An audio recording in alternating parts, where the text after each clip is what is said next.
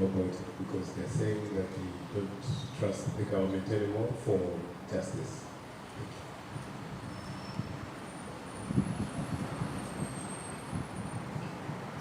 Good afternoon, my name is Ian Kitani from K24. I have two questions. One, we saw situations, for example, in Eldoret where police officers allegedly were escorting goons who were attacking those who were protesting. And number two, just to emphasize on what was said, you mentioned coup plotters, those were exact words. Will you probably give us names? Thank you.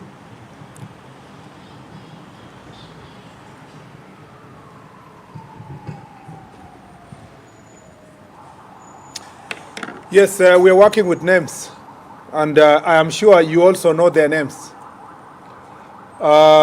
We know that it is not my responsibility as a cabinet secretary to investigate any individual specifically. But of course, from the reports we get, you can see clearly who are the coup plotters. You can also see it from the pattern of the areas where the protests were violent and intense, that there was an outright misuse of people who would have been, so to speak, political supporters, turning them against the rest of the citizens to make sure that you reign chaos and terror. Particularly of great concern is in Nyeri, where the Member of Parliament of Mathira was specifically targeted, his home, and the Member of Parliament of Kieni. And this pattern has continued from last year, and now there has been a specific pattern of the coup plotters targeting certain political leaders whom they think they are not giving them political support. That is why you saw Kiunjuri's home, Kimani Ichung'wah is being targeted, and the Molo Member of Parliament. Just to, terrorists, how they operate is that they instill fear. And these are political terrorists. They would like to instill fear on members of parliament who don't support their political ideology so that they can get a safe passage. The DCI does not investigate politics. It will only deal with the criminals. And those criminals who will be caught, they invaded a police station, the shops, they provided financial support to chaos. Criminals paid them, ferried them. The matatus that were used to ferry them, some of the vehicles that were operating pretending to be ambulances, but they were ferrying goons. All of them are going to be ensured that they have been mopped up, and all those people be arrested and charged. And as I said, it is up to now the next stage, the DPP and the judiciary, to take the next stage. And as a country, it is not my duty to announce to you the names. You will see them when they appear before court, so that then the DCI can have an ample time to carry out its responsibility. But all those characters we know. This is not, let me say this, the problem we were facing yesterday is not about justice. It's not even justice about families who lost their loved ones. It's not even about genuine expression of views by citizens. It was just purely politics. And yesterday's game was political. But for people who are impatient to wait for the next elections, they think there is something they can do between now and next elections to get this administration out of office. They also think that because they are facing serious political upheavals, that orchestrating violence will help them negotiate a better passage from their current political challenges. So we know them, and Kenyans know them. And I'm no doubt they will start running around the country with their propaganda, the usual. We are being targeted, our cousins are being targeted. It will not take long before you will see them making the noise. But let me tell them, they are not above the law. They are not above the law. And I have said this before. We will make sure that this country is protected. And we cannot be intimidated. And I just want to repeat that. And then, unfortunately, the people of Kenya, through Parliament, have not put aside budget for compensating those whose properties are destroyed and looted through such occasions. And we do not have budgetary allocation as a government to do so. And if we were to be providing budget that will compensate people all the time when their properties are looted at this point in time, then the best law would have been those who are protest organizers should be bearing greatest responsibility. That is why you heard me say it's important to have a law that will clearly define who are the organizers of the protest, where do they want to, what is the purpose of this protest, when do they want to have the protest, where will they start the protest, which route will it follow, and where will it end. And should there be anything that is, should these protesters loot people's properties, what will happen? It is also important to organize public protests in such a way that the police can then provide necessary escort. The reason why I cited Mombasa is because Mr. Ali Nuno, who is the regional police commander, was properly briefed. The protesters followed defined route in Mombasa. They started at 10, they finished at 12. There was a small group that wanted to cause chaos at some point, but it wasn't a serious one, and the protest was closed. That is an example of how public protest should be done, not the kind of mayhem and chaos that we witnessed in the city. And therefore, unfortunately, the government of Kenya does not have a budgetary allocation from Parliament that takes care of any form of compensation. That does not mean that the government of Kenya is not feeling the pain of the businesses. When I went to OTC today at the bus station, and all of us as a team when we went there, you saw, I met a lady who lost her husband 7 months ago, and she has loans. And she has, this business she's running was worth about, the capital required is about 200,000. Now, as a government, you will say, yes, we have no budget to do so. But all of us as well-wishers, other business people, even from government, even as leaders,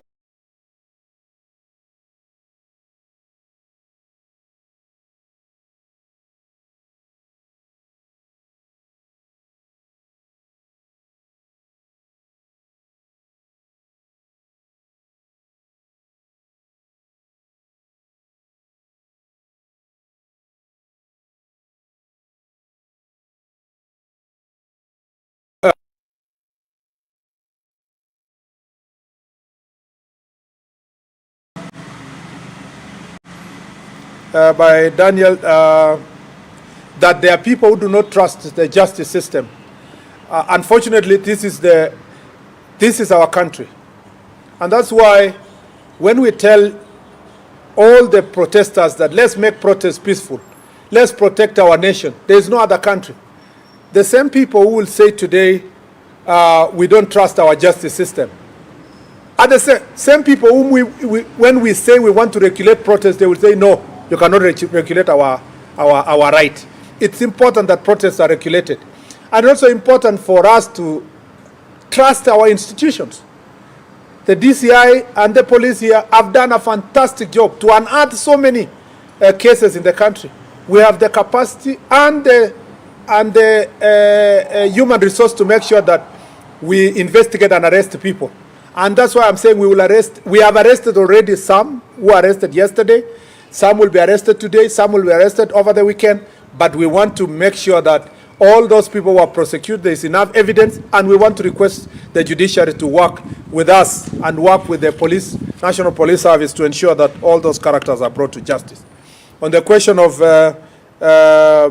some people being escorted by the police who are goons, we will be happy to receive also reports from citizens to record statements so that if there will be such incidences where there was infraction on any part of government officer, of course it will be investigated in the right manner. But by and large, yesterday was a great success in terms of the police work, even though the destruction that went all the way to almost midnight. All these goons who were brought all the way from Muranga, some of them were brought from Nyeri, some were brought from Kirinyaga, most of these goons were left in town. Some were left in Thika Road. And so as they were going back home, they caused immense havoc last night in Thika town, looting people's businesses, mugging people, robbing people in Thika town. and some on their way to Kajiado also caused a lot of havoc on their way. So, and the police were really overwhelmed because now they are doing some of this work in darkness, especially some who, on the onset of this darkness, they came back to the roads to try to rob motorists and other citizens. It has not been easy when such number of goons and criminals and thieves and thugs and robbers are concentrated in one area, collected by these politicians. It's not easy for the police officers to be able to maintain law and order. I think that we have given you sufficient. Unless any last question, preferably from a lady.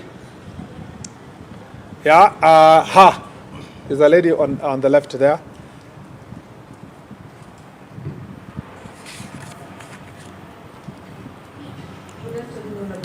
Good afternoon. My question would be from the Communications Authority about media houses broadcasting live protests.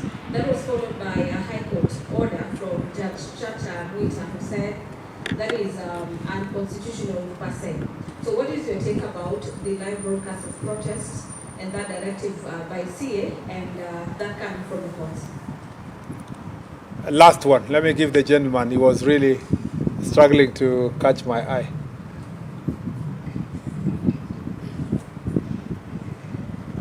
Good afternoon. My name is Greg from the Standard Video. My question is simple. What is your message to the people who lost their loved ones during the Standard? Thank you. Because you are the last one, let me just give you. Yeah. Thank you. My name is Mike from TV47. I just have one question.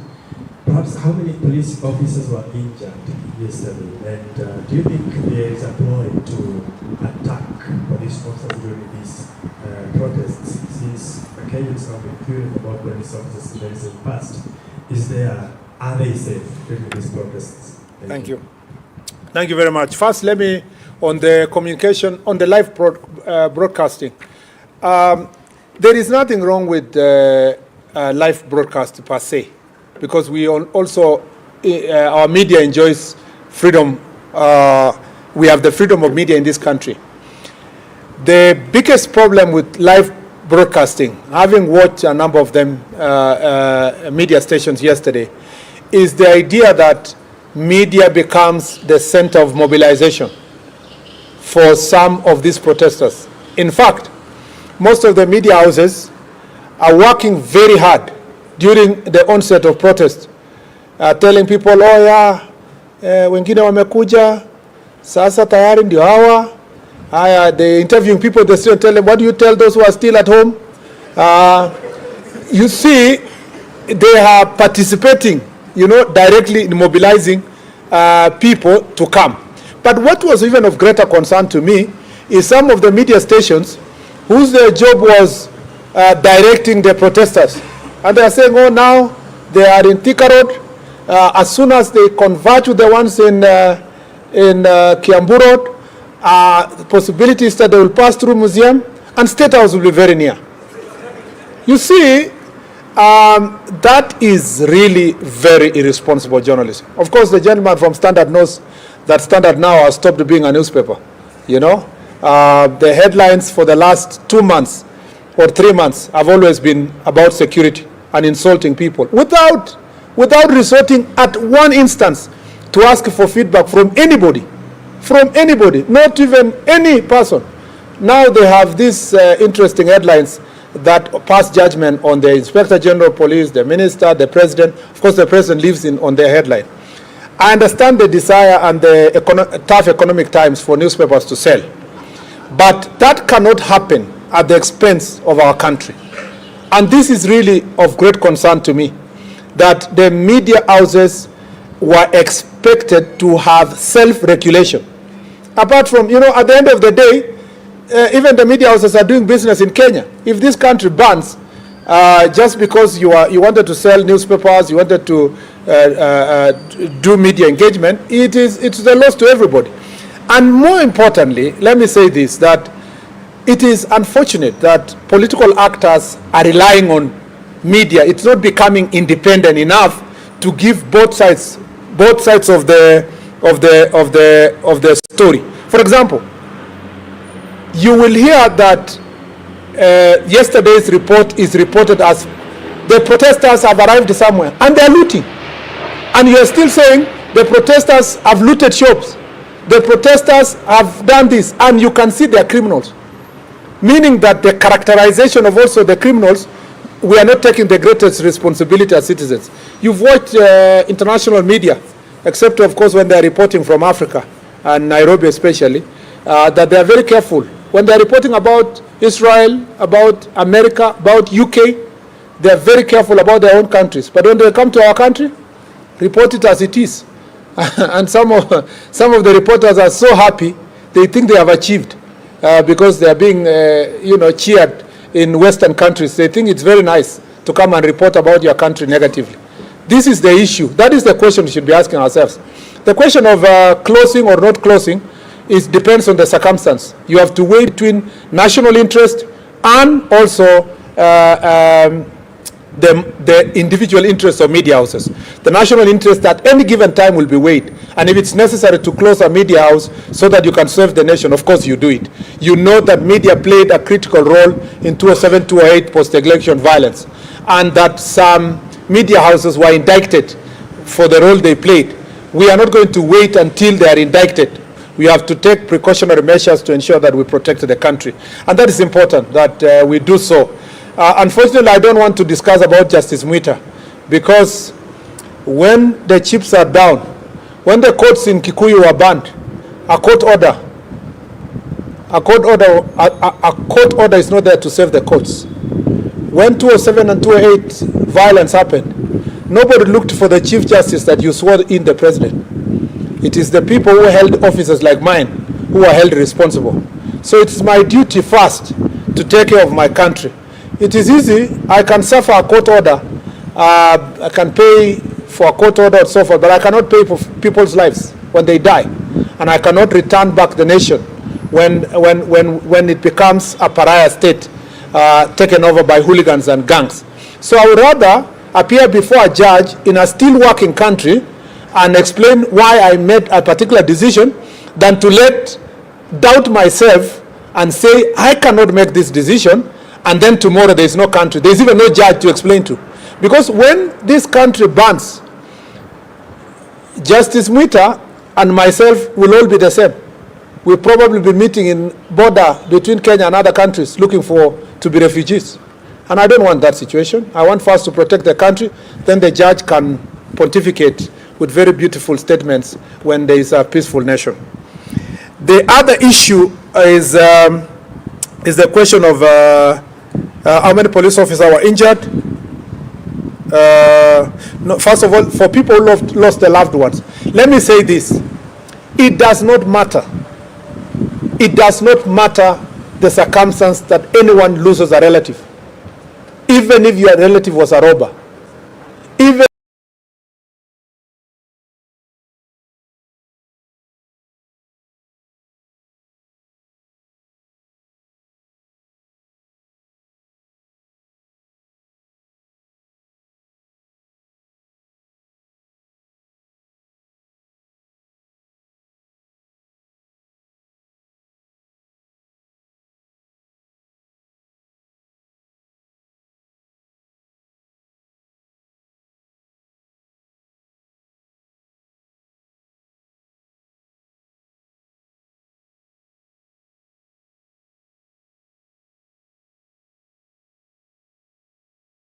it does not matter if the investigation will show that some of them were violences to their families, and we want to say that we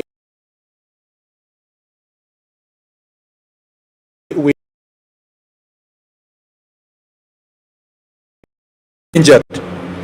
And it is true that from yesterday's protest, there is a particular pattern, and again in particular constituencies where police stations are being targeted. And I suspect the banning of police stations was supposed to help the coup plotters make a statement that there is no country and that there is no authority. So That is why you see they want the guns and they want police uniform. And they want to show that the uniform is degraded so that there is no authority in the country. That is the entire mission of what happened yesterday. And therefore, as I said, we will take firm action to ensure that the nation is in safe hands. And I think with all those many remarks, unless IG, you just want to say one word? Yeah, just say one word. Yeah. Thank you very much, Waziri. Maybe let me start by saying that I also join my Waziri in condoling with the families that lost their loved ones yesterday, during yesterday's fracas. And number two, I want to say that we appreciate our brave police officers who did a sterling job yesterday by ensuring our country remained secure, despite the many challenges that were there. I also want to wish them a quick recovery. There are over 300 police officers who are also injured, who got injuries yesterday, life-threatening injuries. I want to wish them well, and also state very, very clear that we stand with them, we support them, and we appreciate the work that the men and women in uniform do.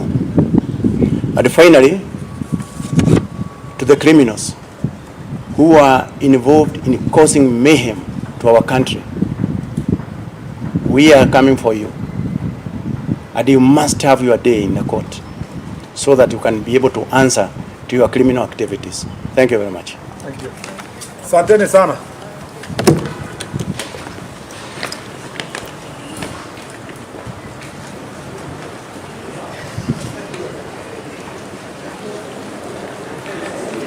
Awesome.